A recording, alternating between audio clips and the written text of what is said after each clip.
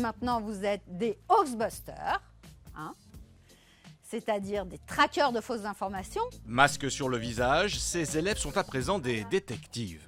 Dans cette classe de CM1 en Savoie, ils s'apprêtent à apprendre comment distinguer une info d'une intox. Aujourd'hui, on va voir d'autres moyens pour manipuler une image ou son message. Rosemarie Farinella, ancienne journaliste devenue professeure des écoles, a créé un programme d'éducation aux médias. Elle passe de classe en classe pour aiguiser le regard de ses jeunes élèves. Comment bien comprendre ce que montre une image dans les journaux et surtout sur Internet? Rosemarie cherche d'abord à développer leur sens critique. On peut changer le message rien qu'avec le cadrage. Pour chaque fausse information repérée, on se pose toujours la question pourquoi?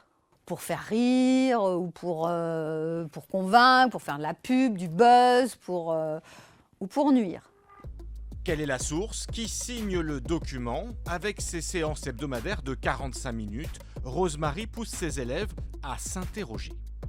J'ai compris qu'en fait, il y avait des photos qui étaient fausses, qu'il fallait pas trop se montrer sur Internet parce qu'il y en a qui pouvaient nous prendre nos photos pour les mettre sur leur compte ou dire des choses fausses sur nous. Pour aider ces adolescents de 3e à déjouer ces pièges, ce journaliste d'investigation est venu bénévolement à l'invitation du professeur d'histoire. Très vite, il diffuse un reportage qu'il a réalisé, un document truqué de 7-8 minutes qui prétend révéler un incroyable et odieux complot pour tester leur réaction. À la fin du reportage, Thomas Huchon, le journaliste, fait un sondage. Est-ce qu'il y en a qui pensent que c'était pas vrai? D'accord. Est-ce qu'il y en a qui doutent, qui savent pas? Est-ce que, ouais, c'est vrai, c'est pas vrai, je sais pas trop. D'accord. Passe alors un second reportage qui dévoile la supercherie. Notre but, permettre au public de décrypter et donc de se prémunir contre les théories du complot.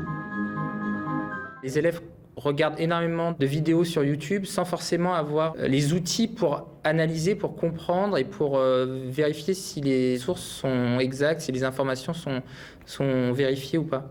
Sur Internet, il y a énormément de théories du complot et donc il faut aussi trouver une manière d'y répondre. À qui, à quoi peut-on se fier? Les questions affluent. La qualité de l'information dont on dispose, c'est ce qui nous permet de faire des choix. Et plus tard, pour eux, de faire des choix de citoyens, de faire des choix d'adultes. Donc de choisir pour qui on va voter, de choisir quel travail on va faire, de choisir comment on va se comporter dans la société. Cette séance d'échange, Thomas l'a déjà animée dans une 50aine de collèges en France. Se former à mieux s'informer. Est-ce que l'article est signé ou pas? C'est une des questions qu'il faut se poser. D'où vient la source? Est-ce que j'ai accès à la source d'information? C'est un autre élément qu'il faut prendre en compte. Est-ce qu'il y a des mentions légales? Est-ce que ce site internet, je sais qui il y a derrière? C'est encore un autre élément. Ce matin, j'ai appris que c'était simple de créer un complot à partir de faux éléments. On pouvait prendre n'importe quel document et faire croire que c'était lié en fait avec quelque chose qui n'est pas forcément vrai.